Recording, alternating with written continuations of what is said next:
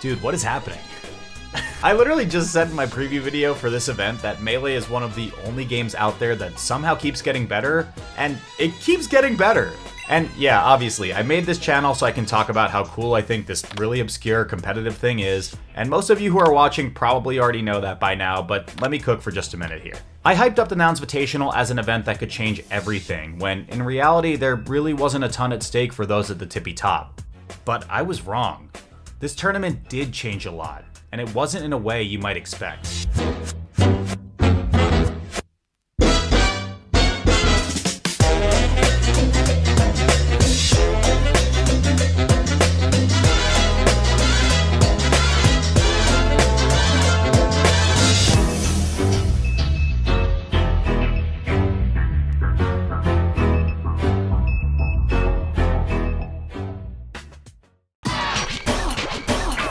So I think when it comes to these invitational tournaments, you already kind of know ahead of time that they're going to be stacked, but this one was really big. Of the 16 players, only 4 were listed as unranked on the most recent SSBM Summer 2024 Top 50, but that also included Plup, who is easily the best player in the world who doesn't currently have a rank.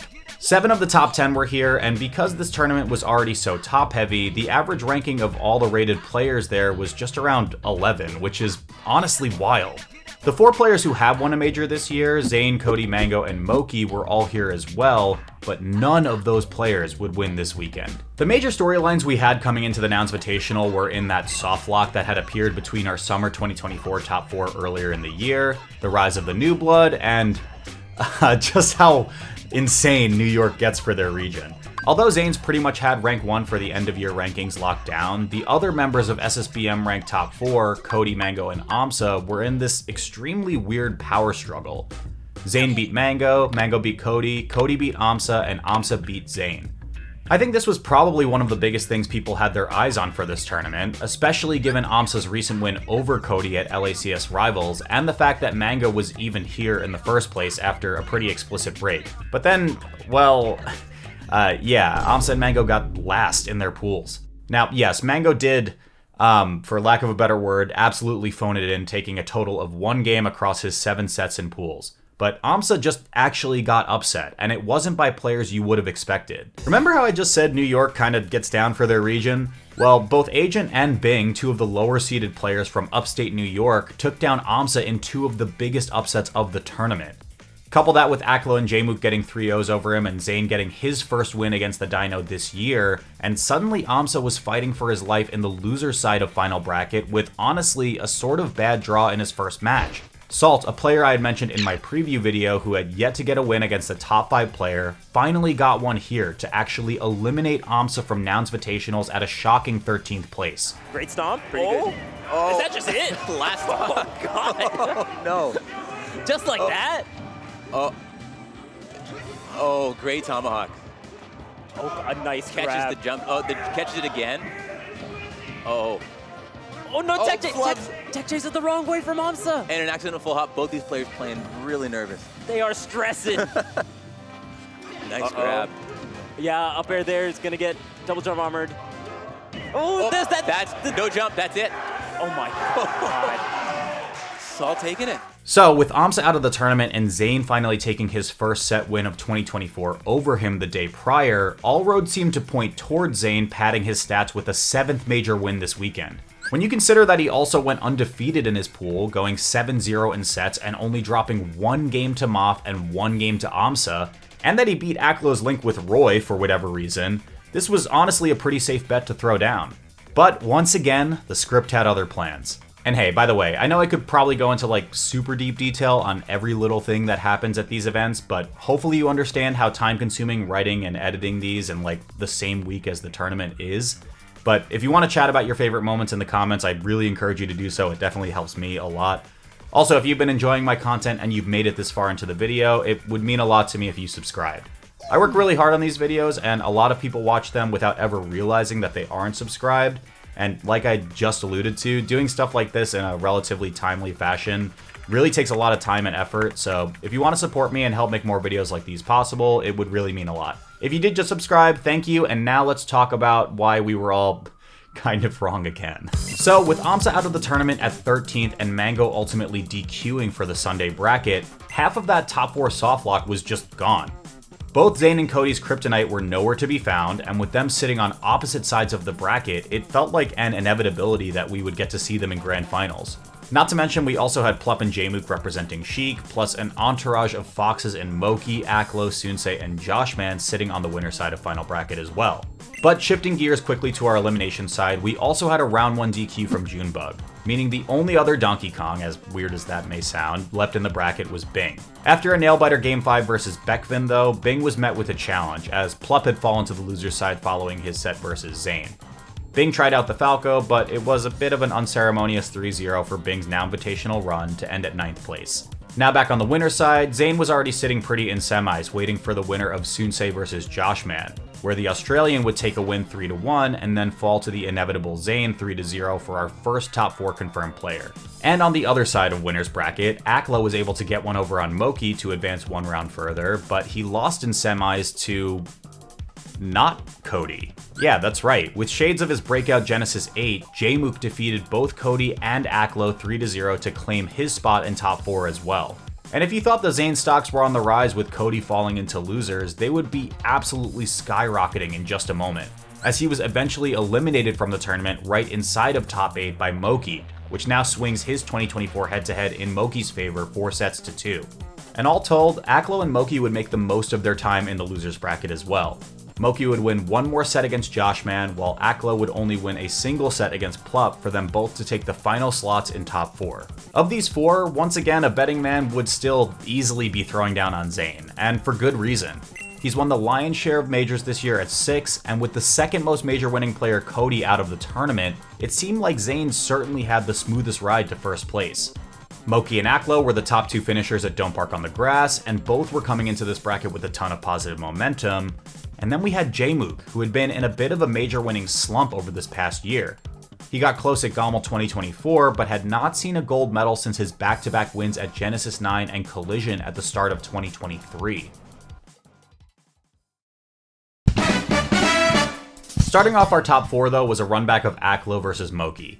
Aklo had just broken the 2024 head-to-head stalemate with a bracket win earlier today, but Moki did beat him to win his first major ever, so this one was a toss-up. With New York at his back, it really did seem like Aklo would pull this one out and potentially get his first ever major win, but Moki had some choice words for the NYC crowd as he stole away a Game 5 barn burner and guaranteed himself a podium placement. Okay, taking a second, taking a breath. Got him, Whistle Hoy. Let's go. We're going last up, Okay, here we go. Last up, here we go. K5. I'm standing up, bitch. Battlefield, baby. I'm standing up, bitch. Baby, all right, baby. I'm standing up. Let's go. Let's go. Let's go. Wait. Okay. Up here. Oh, Again. what a Okay. take. That was an insane take. Oh. All Bro. right. Don't side B, please. Thank you. Oh, he didn't go to Yeah, the thank- go to the ledge. I know, right? He's Aklo not going to the ledge New is York. crazy. Yep. Okay. Oh, that's it, Moki. Oh, this might be it. One more. Look at the smash. Aklo's still living. Insane the smash DI. trade. Aklo with the crazy Aklo. smash DI. Oh, Aklo somehow fighting back. Oh, and that's it. Woo. That'll do it. Hey, he's talking that shit. Moki shutting up the crowd right now. He's talking that shit, bro. Oh, let's go. Let him know, Hey, Moki. nah, that is the best feeling, though, when you beat a New Yorker and you just be talking crazy, bro. Hey, I let done him been know. there, bro. Let him know, Moki. So Let him sometimes know. you gotta pop out and show niggas. Certified bookie man. Yeah, he was going crazy. He was just like, That was pent up. That was like a oh, yeah. rage-filled backer. Can't put that on YouTube, bro. As for who would be facing Moki for third, we had Zain versus Jmook. And this matchup was one of the most well-balanced ones in the bracket, in my opinion. They went even in sets at 4-4 in Jmook's breakout 2022, then the sets went slightly in Jmook's favor at 4-3 in 2023 when Jmook had a real shot at being the best player in the world. This year has been interesting though. In the 2 tournaments where Zain and Jmook had played, Jmook would win in winners, get to grand finals, and then lose in 2 sets to Zain for second place. As for results, Jmook had honestly been a bit all over the place this year. He was giving an honest try to a Zelda counterpick for his problematic Ice Climbers matchup, and he hadn't made a top 8 at a major since Tipped Off 15 in June. Not to mention, Zain also beat Jmook without dropping a game in the pools phase of this very tournament. If history was any indication, it really didn't look promising for Jmook. But, like their encounters at Full Bloom and Gommel last year, Jmook pulled through in a 5-game knockout to make it to Grand Finals at a major tournament for the second time this year. Second, though, is the key word here, a placement that surely had to be sitting like a boulder in the back of Jmook's mind. This was an opportunity to get back on the map in a huge way, and he surely wasn't going to let it go easily. Zain with the full hops. I gotta say, Jmook's low profiling with these down tilts have been super good. Yeah. Oh. The reverse? Wait. Oh, yo, he said get off the stage. And Jmook. Insane light shield to grab the edge right at the end there. Right? I didn't even see it pop That was out. crazy. Since Zain lost in winners finals here, he only needed a single set win to make it back into Grands for the run back versus Jmook. And he'd be entering into his next set versus Moki as Moki's absolute boogeyman. Moki had yet to win a best-of-5 set against Zain in their lifetime head-to-head, and the Marth still stands as the biggest asterisk on an otherwise incredible resume for Moki, but that streak would not be broken here. In 4 games, Zain would march his way back to Jmook and his New York Army for Grand Finals of the Nounsvitational. Great shorten. I mean, hey, this is your chance. This is your chance. Yep, you gotta cheese him, bro. All right. Yeah. I mean, honestly, that wasn't too bad, but he just kind of like tapered off towards the end a bit. Appearing in Grand Finals was really nothing new for either of these players. Like I've already mentioned multiple times in this video, a sensible betting man would lay down all of his chips for Zain here when you consider the sheer dominance he's displayed over the course of this year.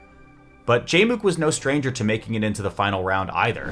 His breakout 2022 was defined by silver medals, leaving most with the question of when he would finally break the mold and win one. His early 2023 answered the question emphatically with 2 back-to-back major wins, and in 2024 it was back to silver medals and a mixed bag of placements once again. Surely, now, in his home region, Jmook had what it took to break the mold once again. But sometimes stats can be a fickle beast. Here we were again, for the 3rd time this year. Jmook clutched out a 3-2 win in the winner's side of bracket, and if history was any indication, would flame out in 2 sets in Grands to concede the gold medal to Zain. There was something just so painfully cyclical about that, and it really felt like we were destined to see it again. But perhaps the 3rd time was the charm here, because in just a single set, a 3-1 win crowned our 5th major winner of the year, leaving Jmook standing as the King of New York. After close to 21 months, the mold had been broken once again. Congratulations to Jmook, a player who erupted onto the scene in a way most thought to be impossible, now reclaiming some of that fire and proving that he deserves to sit at the very top. All right. Oh, the needles again. That just Almost. This might just be it. Oh, no. Okay. Still in a great Zain is position. fighting for his life right now. Every little hit could just be curtain. This is a big lead. I'm not gonna lie, bitch. It's looking a little. Oh. It's looking kind of curtains. I'm not gonna lie, man. Yeah, even these space borders, that just might be it, Looking Brandon. like we got a Nouns champion right here, and there it is. And Jmook, Nouns Invitational 2024 That's right. champion. The in major New winner, York. Jmook, is back, baby. Let's go. He's back. It's like he never left. I got 100 bucks of Kart clips from New York. Let's go, Jmook. Fly Jmook. Bring it in there, bro. Bring it in there. Let's go. Let's go. Good times, man. Shout out to Jmook, man. Shout out to everybody here. Yeah. That's right, baby. Hey, it's super high. Let's go. Finally back on the go. throne. Jmook. The context of this Grand Finals was really interesting to me. I think from an outside looking in perspective, this win would mean everything to Jmook, and perhaps not as much to Zain, who had already accomplished what he set out to do this year. But that's just not how competition works. History gave us a beautiful story here, of a player riding through the ebbs and flows of being considered one of the best, now able to take a breather at the summit for just a brief moment as we wait to ring in a new year. And that's not to say that Zain further cementing his legacy as one of the all-time greats wouldn't be beautiful either, but that's just what makes this game so enchanting. This is 20 plus years of history bearing down on not just Jmook and Zain, but everybody in that tiny little LAN center over in Brooklyn. With victories over Zain, Aklo, and Cody Schwab, Jmook not only defeated opponents who had each beaten him at previous events, he also tied AMSA for 13th most major victories of all time. And like I mentioned earlier, this win places Jmook as the 5th major tournament winner of 2024, following Cody Schwab, Zain, Mango, and Moki. I mentioned my friend Edwin Budding's recent column after Don't Park on the Grass where he said, It doesn't take a genius to tell you Zain will win. That's not why people watch events. We do it because we love the game. Despite how much you may think you know about Melee, it has a way of leaving you breathless when you least expect it. And I think this was one of those moments. While this doesn't change the conversation for who will be crowned the best player of 2024, it just goes to show that this charming, captivating, almost 25-year-old fighting game somehow keeps finding a way to leave us breathless. Thanks for watching.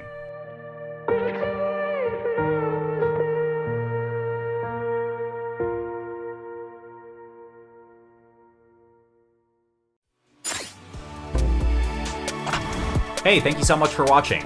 So, the Nounsvitational was like actually 4 days ago, so hopefully you know that this all came together incredibly quickly because I love you, but if you could do me a favor and interact with it in some way, I would really appreciate that.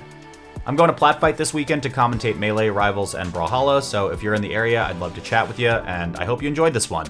I'm trying my absolute hardest to not burn myself out and make 20+ minute videos in like a single day, so please forgive me if this one was a little less information dense, but I have a lot of really fun projects in the works for you guys to wrap up this year and start up the next.